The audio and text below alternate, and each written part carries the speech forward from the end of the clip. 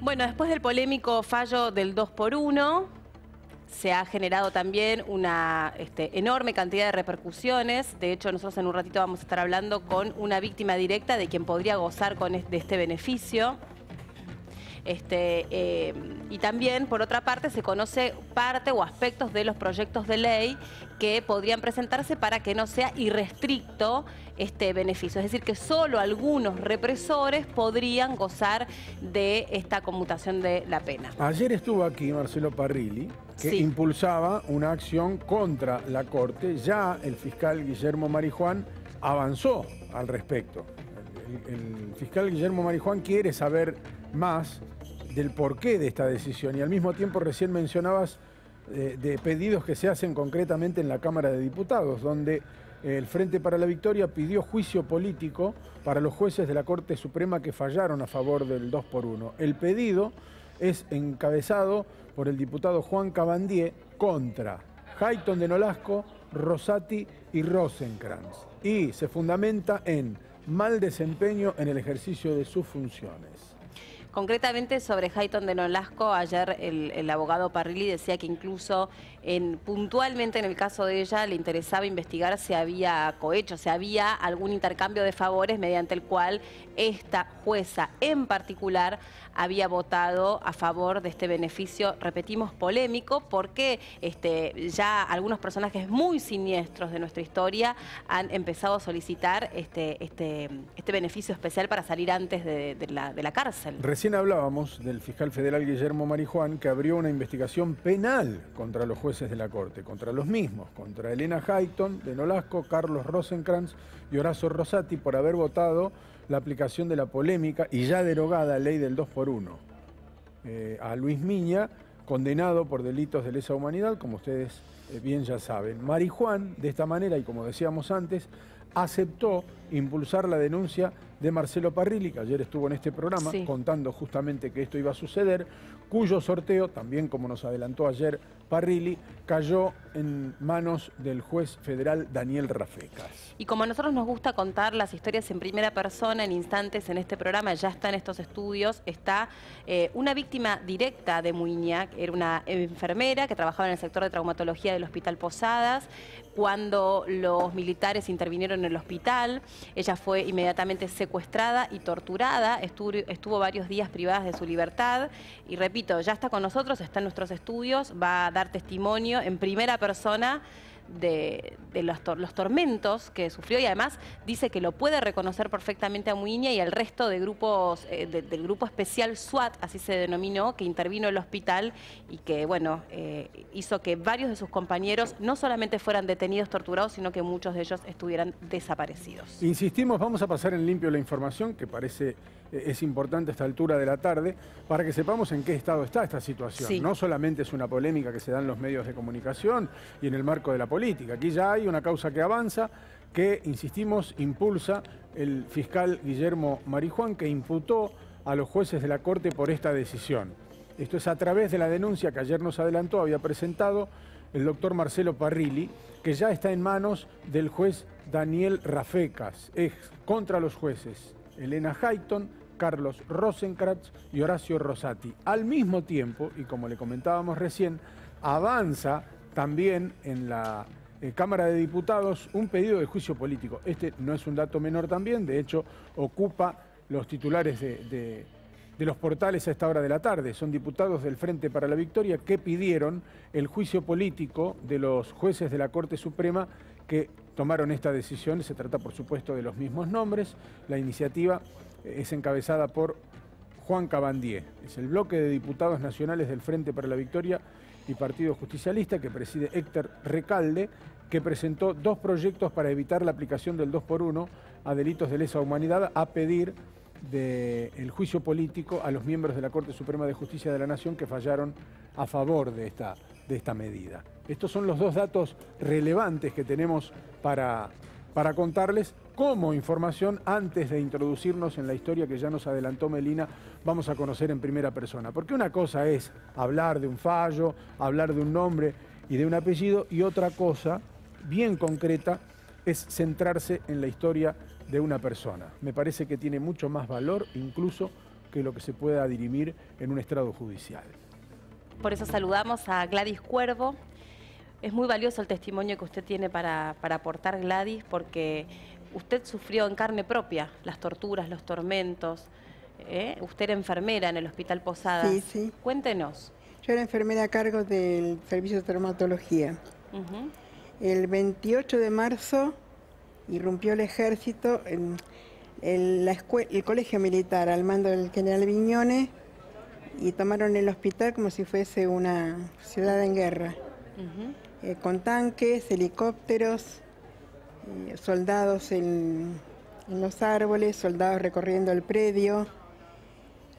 Los colectivos no podían acercarse a menos de 2 cuadras del hospital y había que pasar 2 retenes. Un primer retén para la entrada al predio y el segundo retén para entrar al edificio propiamente dicho. Y había listas. De acuerdo a las listas, las personas las apartaban, que fueron compañeros que fueron llevados a Coordinación Federal y a distintas cárceles. Esos compañeros, cuando recuperaron la libertad, algunos tuvieron años presos. Cuando recuperaron la libertad, en general se exiliaron. En esa época a mí no me tocó ningún problema, no tuve ningún problema. El segundo director militar puesto de facto, el Esteves, que parece que tiene la paranoia de todos los militares. Director puesto en el hospital. Sí, puesto de facto, claro, con claro, la dictadura. Obviamente. O sea que usted, en esa lista original, Gladys, que dicho sea de paso es televidente de este programa, nos mira todos los días, en esa lista previa que evidentemente había hecho la inteligencia militar, había personas que ya estaban marcadas y usted no figuró en esa lista en ninguna original y siguió trabajando en el hospital. No, y además de que no era una lista original, era una lista que aparentemente cambiaba día a día, porque había gente que estuvo trabajando varios días y de pronto aparecía. Y había gente que entraba y a las 5 horas la detenían dentro del hospital. ¿A usted le tocó seguir trabajando? A mí me tocó seguir trabajando. Mi militancia había sido gremial. Yo era secretaria adjunta del gremio de ATE Seccional Buenos Aires. No éramos la comisión interna, éramos la Seccional Buenos Aires por la cantidad de afiliados.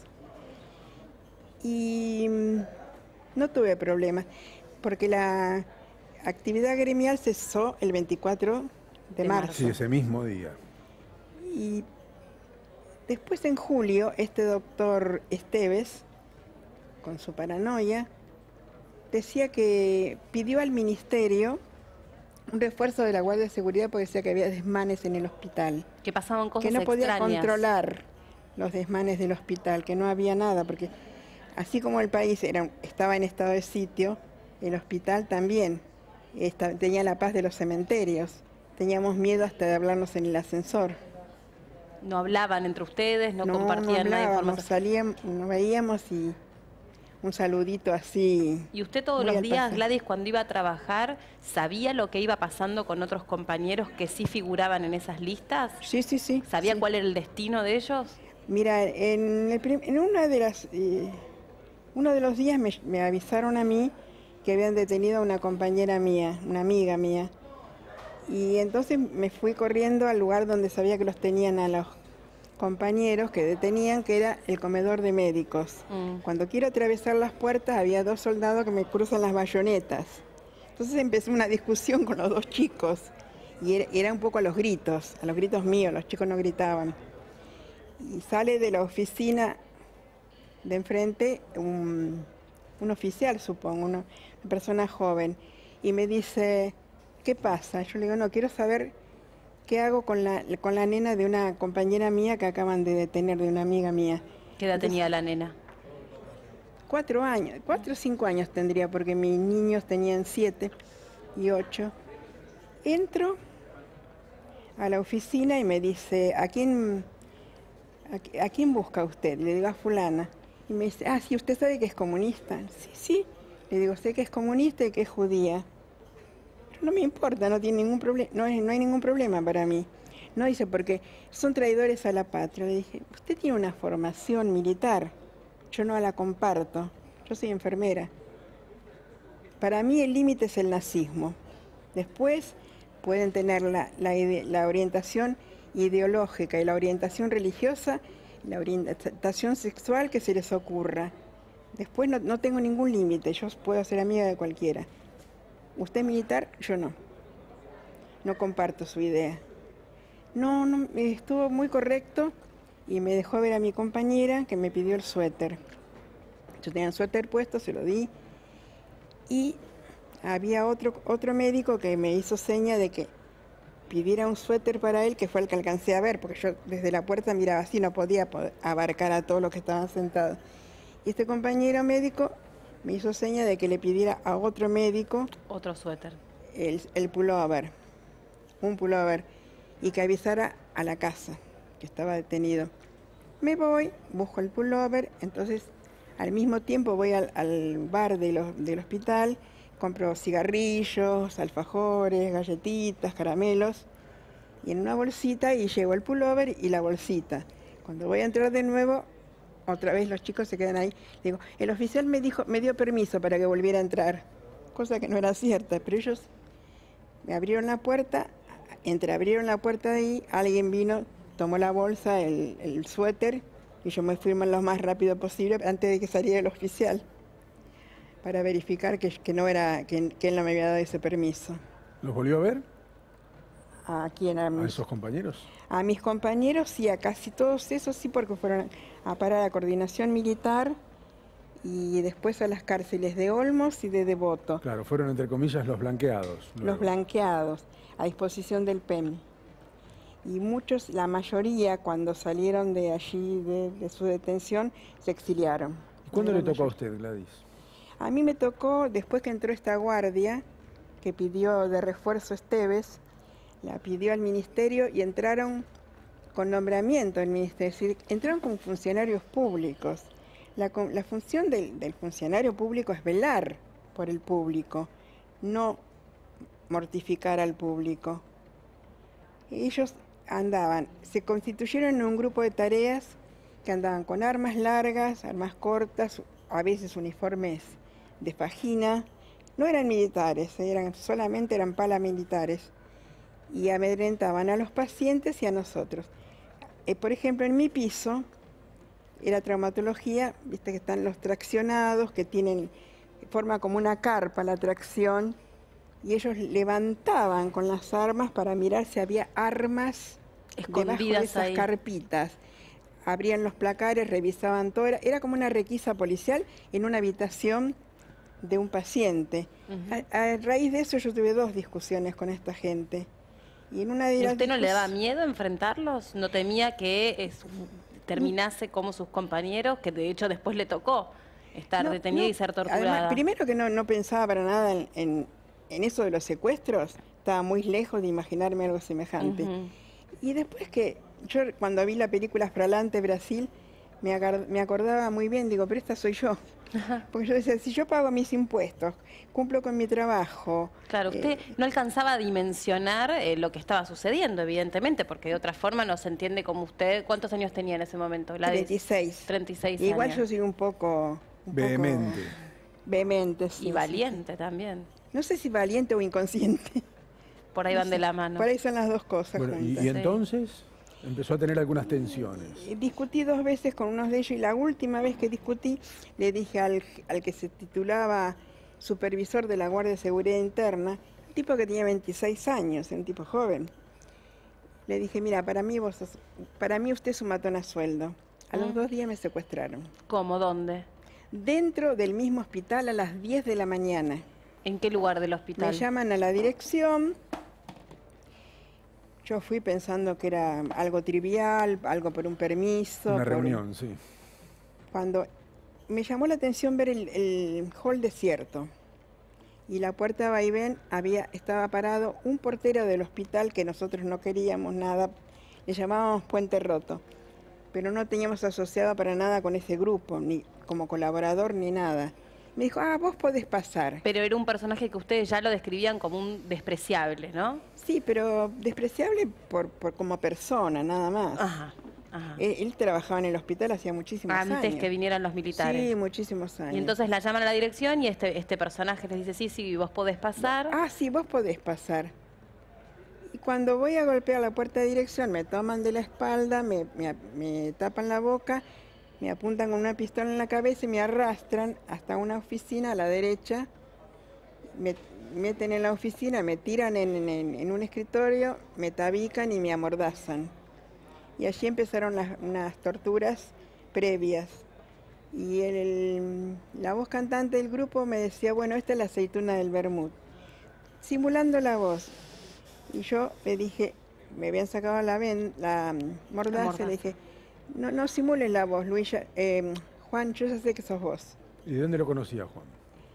Porque era el grupo de tareas que se paseaba impunemente por todo el hospital, todos lo conocíamos. Que era Muiña, concretamente, ¿o no? No, ese era Juan Coptelesa. Que murió en Marcos Paz. Murió de un infarto masivo en Marcos Paz. O sea, no alcanzó a ser juzgado nunca. No alcanzó a ser juzgado. Y entonces la torturaron ahí sobre la mesa de la dirección. Allí empezaron las torturas, fueron torturas livianas, diríamos. Me arrancaban los vellos del pubis, me retorcían los pezones y me decían, esta es la aceituna del Bermud.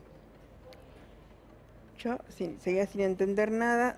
Como a las 6, 7 de la tarde, cuando cesaron los movimientos en el hospital, me sacaron al hombro, me tiraron sobre una camioneta y hicieron un recorrido como de 15 a 20 minutos. Me llevaron al hombro por una escalera y me tiraron en un piso de madera. Me dijeron, estás en Campo de Mayo. Yo creí que estaba en Campo de Mayo. Y estaba en un placar del que me sacaban 1 o 2 o 3 veces por día para torturarme solamente. Y bueno, las torturas fueron múltiples. No sé si... ¿Podemos hacer un punto ahí? Y ahora le hacemos una serie de preguntas sobre ese hecho puntual, porque me parece que más allá de cualquier detalle que podamos dar y que obviamente vamos a evitar, es importante la gente, o que la gente sepa qué fue lo que atravesaron muchos argentinos en aquellos años. Pero ahora mismo se va a tratar sobre tablas un proyecto sobre este tema en la Cámara de Diputados, donde está Bernardo Mañago, y ya seguimos con este relato conmovedor. Guillermo, muchas gracias. Solamente para informar que acaba de aprobar la Cámara de Diputados por unanimidad el tratamiento de un proyecto de la diputada Victoria Donda que establece que no corresponde la aplicación del 2x1 a los delitos considerados de lesa humanidad. Se acaba de votar por unanimidad y en momentos más va a comenzar con su tratamiento. El proyecto no estaba previsto, lógicamente, en el orden del día y por eso fue necesaria la aprobación por una mayoría calificada que además excedió el número que se requería y de esa manera un ratito más se va a tratar este proyecto. Además hay otra serie de proyectos que también van a ser considerados, como por ejemplo, bueno, hay varios pedidos de juicio político en contra de los miembros de la Corte Suprema de Justicia que votaron a favor de la aplicación del 2x1. Acaba de ocurrir, recién está comenzando la sesión aquí en la Cámara de Diputados. Ya volvemos en vivo con Bernardo Mañago. El relato en primera persona es de Gladys. Gladys era enfermera en el Hospital Posadas cuando los militares, 4 días después del golpe militar, precisamente lo intervinieron. Un tiempo después ella fue secuestrada, fue torturada y estuvo detenida y hoy lo puede contar. Y decía recién Guille, es de enorme valor lo que ella está aportando, los detalles que ella proporciona. A veces hay que respirar profundo, seguramente ustedes en sus casas estén conmovidos por el relato, pero es parte de la historia de los argentinos, de la historia más traumática que nos tocó atravesar, Gladys. Ahora yo, antes de seguir con mi relato, quisiera pedirle a los senadores y a los legisladores que nosotros votamos y que están gobernando con nuestro mandato, que se pongan de nuestro lado alguna vez y que no voten con la Banelco ni con el miedo a los carpetazos, que si tienen muertos en el placar que se los banquen y que voten dignamente por primera vez. Estábamos en un momento estremecedor porque Gladys, usted estaba contando que estuvo retenida dentro de un placar, claro, justamente. Le habían dicho que estaba en Campo de Mayo, pero no estaba en Campo de Mayo, sino que estaba en otro lugar. En una vez ¿Supo dónde estuvo? Ellos me dejaban las manos atadas en la espalda y los pies a las manos, decían el avión. Y un día me dejaron las manos atadas delante, entonces yo empecé a tirar los brazos, la mano para atrás, las manos para atrás, y toqué unos cartoncitos. O sea, retiré uno de los cartoncitos, me levanté la venda y miré y decía, Feliz Navidad, voluntaria del Hospital Posadas. Entonces me di cuenta que seguía estando en el hospital, que nunca había salido del hospital. Que era un placar del chalet El chalet era primigeniamente el chalet del director del hospital. Los directores militares no lo ocuparon. En ese momento lo estaban ocupando Anteriormente la habían estado ocupando las voluntarias. Después, cuando entró este grupo, evidentemente sacaron las voluntarias y se instalaron ellos allí. Y lo convirtieron en un centro clandestino de detención y tortura. ¿Dentro del hospital? Dentro del predio del hospital, sí. A unos metros del edificio central. ¿Y cómo eran esos días? ¿Esos días? ¿Qué pasaba, además de estar amordazada y atada? Tenían la radio a todo volumen para que no se pudiera oír nada, no sé. Y me sacaban 2 o 3 veces por día del placar para torturarme. Me aplicaron la picana, me hacían el submarino dentro de una bañera. Un día me hicieron una especie de... me pusieron de pie dentro de esa habitación donde me torturaban y era como un muñeco rebotable. Me pegaba uno, donde caía me pegaba el otro para el otro lado y así, para donde iba cayendo me iban pegando, me iban dando un golpe. Me rompieron las costillas, ahí no me pasó, bueno, aparte del dolor nada, pero cuando me rompieron el esternón me desmayé y ahí cesaron la tortura de ese día. Después, otra de las torturas colectivas que me hicieron fue las quemaduras. Me quemaron el cuello y otros lugares del cuerpo con encendedores y con colillas de cigarrillo. La tortura digo que era colectiva porque cuando me quemaban el cuello, yo tiraba el cuello para allí, me quemaban el brazo. Cuando me movía para el otro lado, me quemaban el glúteo o me quemaban el muslo. Yo tengo marcas de quemaduras en todo el cuerpo. ¿Cuánto tiempo estuvo así, Gladys? Aparentemente, yo no sé cómo determinaron la fecha de mi salida. Dicen que yo salí el 10 de diciembre de allí, no salí. Me sacó la Fuerza Aérea y me llevó a la Brigada Aérea de Palomar. ¿En calidad de detenida ahora sí? No. Tampoco. También, siempre en ilegal. Cantidad desaparecida, en cantidad de nene. Me pusieron en una casa precaria, a medio construir, que tenía las ventanas tapiadas. No tenía luz, no tenía agua y había un pozo, estaba hecho el pozo como para hacer un baño en algún momento. Era enero, diciembre y enero. El olor del pozo era fétido, ya el ambiente en ese lugar era fétido, el calor, yo ya estaba acostumbrada, de pronto se ve que ni me daba cuenta del olor. El calor era insoportable, eso sí, me proporcionaron ropa. Porque a mí me habían tenido... Lo primero que te hacen es desnudarte. Es la primera forma de cosificarte. Claro. Desnudarte, sos una cosa. Hacen de vos lo que quieren. Ya al desnudarte no sos una persona. Te despersonifican. Esa fue la primera tortura que te hacen es desnudarte, humillarte. De esa manera, te humillan de pudor. ¿Y cuándo aparece este personaje en la historia? ¿Cuándo usted logra identificar al represor concretamente?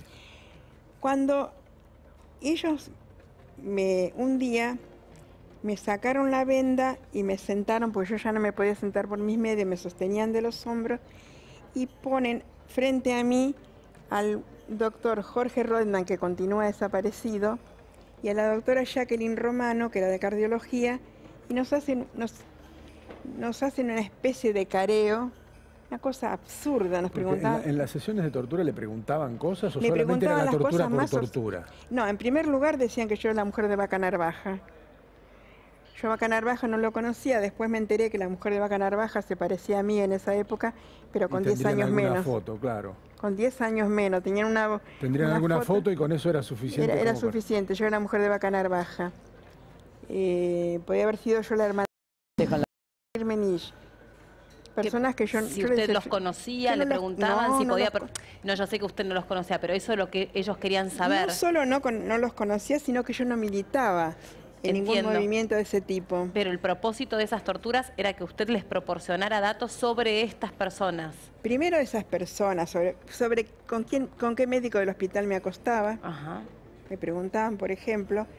Después me preguntaban dónde estaba el embute, que yo no tenía idea de lo que era la palabra embute. Luego supo que era el embute. Después me enteré, sí. ¿Qué era?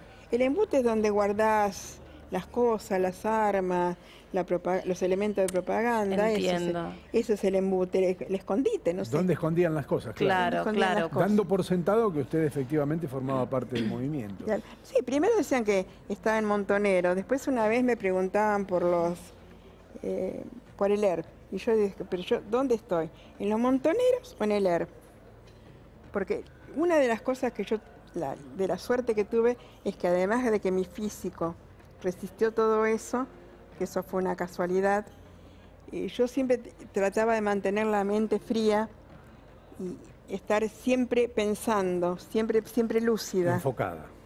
Porque yo estaba siempre pensando que tenía que seguir, que no podía morirme en las torturas, que no podían vencerme, porque tenía 2 hijos que criar. Eso, y en sus hijos, ¿qué pensaba? Porque yo me imagino como una madre...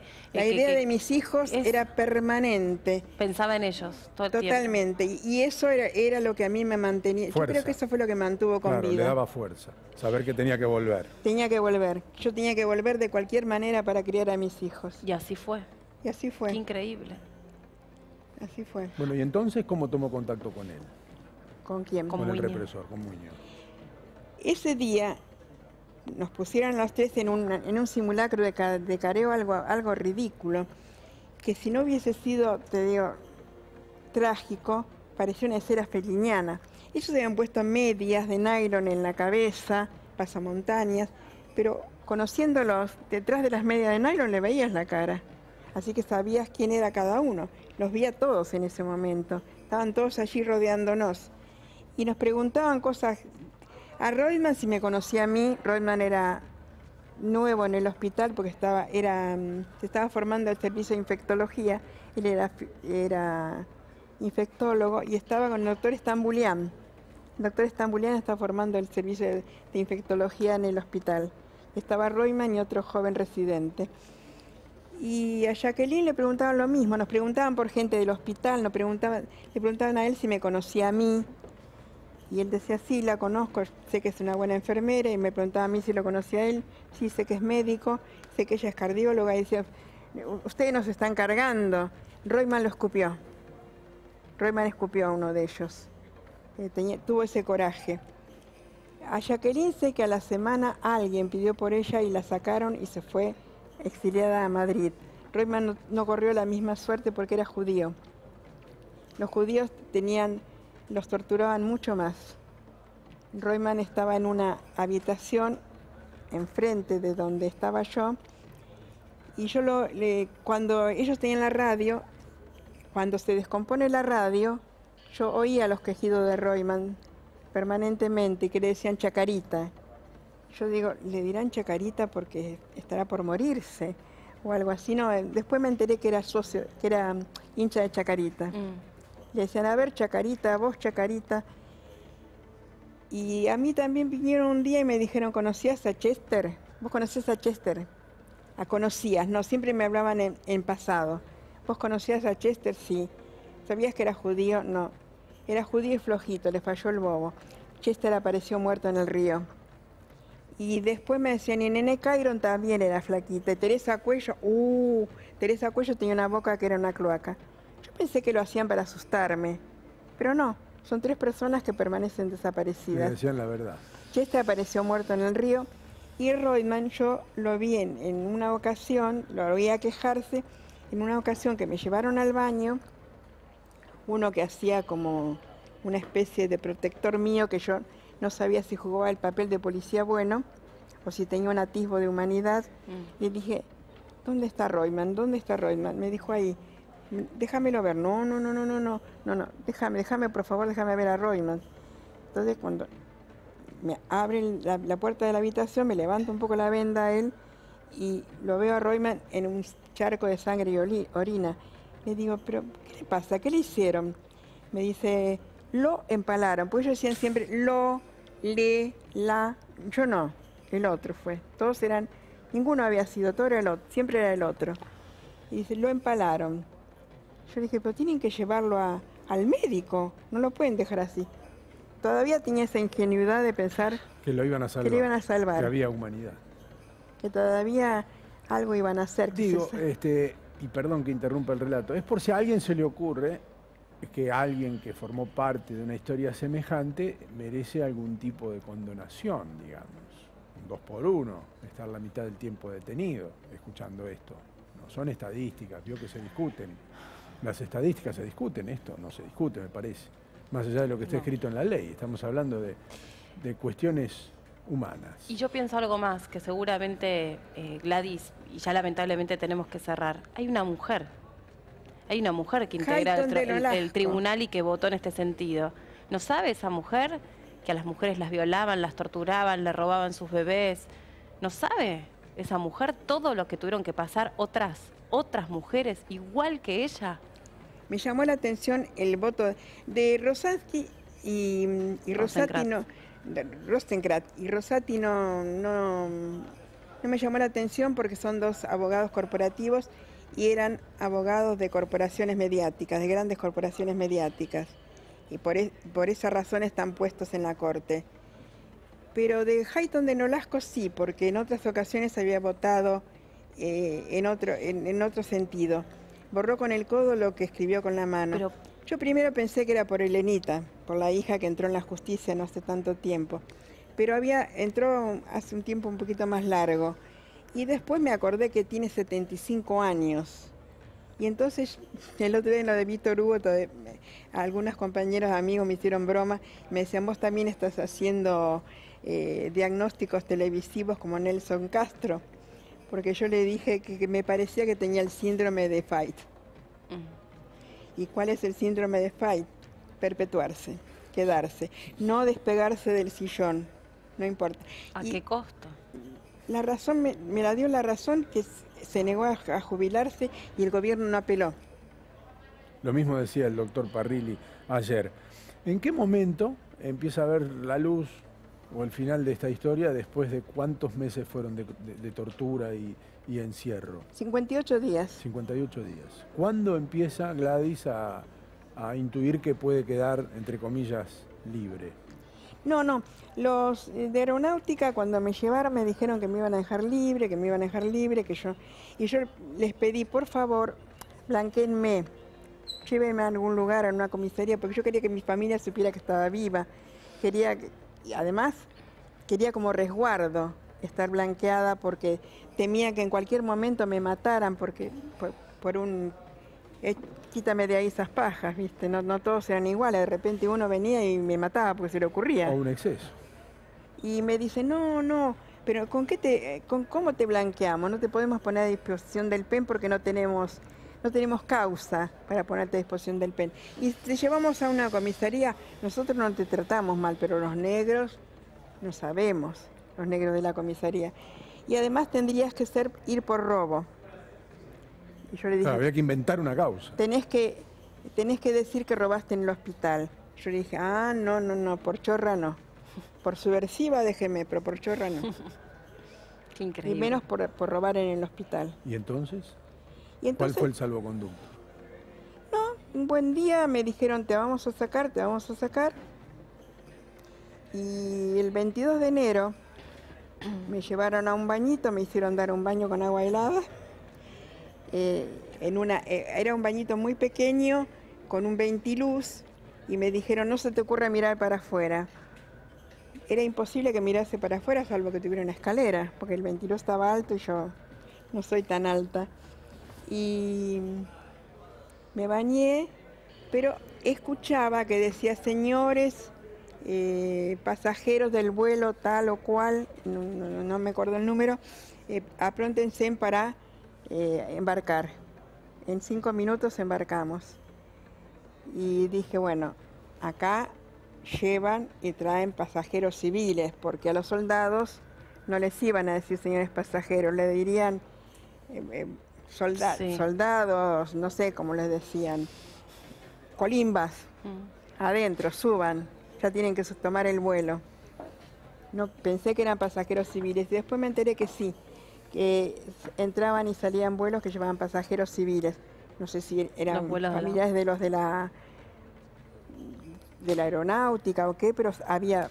y cuando fuimos al reconocimiento, seguía estando la sala de espera, seguían estando Pero la cuestión es que de ahí recuperó la libertad. Ahí recuperé la libertad y me dijeron que esto había sido una guerra y que en toda guerra caen inocentes. Declarándola inocente. Sí. Pero después Inocente, de todo lo que pero tuvo que pasar. te hicimos pelota, pero sos inocente. ¿Ese mismo día se reencontró con sus hijos?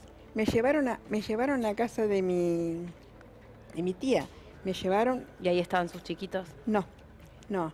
Le llamaron a la casa de una tía mía y le dijeron que la llamara a mi mamá, que no estuvieran los chicos y que iban a tener comunicación conmigo. Mi tía estaban esperando el teléfono. Sí.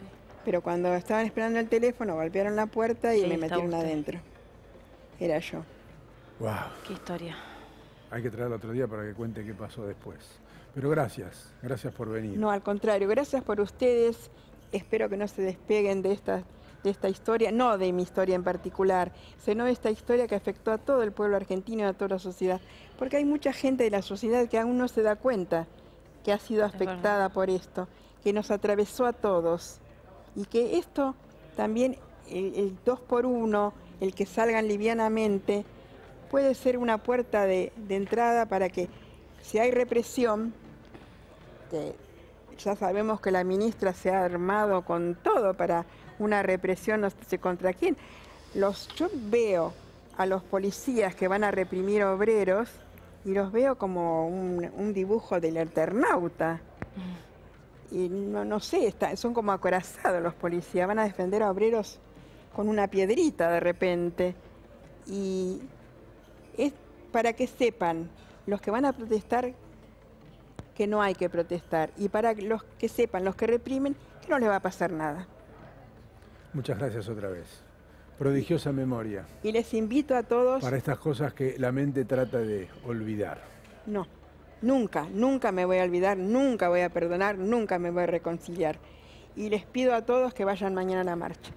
Gracias, Gladys. Gracias, Gladys. Y gracias por mirarnos Muchas todas gracias. las tardes. Espera, ahora la acompañamos. Quédese que ahora la quería saludar nomás. Me levanto. Bueno, usted se quiere Ya levantar. me Sí, cómo levanté. no, cómo no.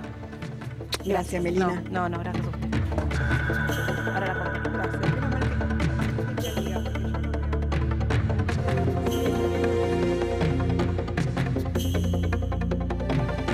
Mientras tanto nos está llamando Adrián Salonia con otro tema desde el Colegio Mallinckrodt. Adrián, ¿qué pasó?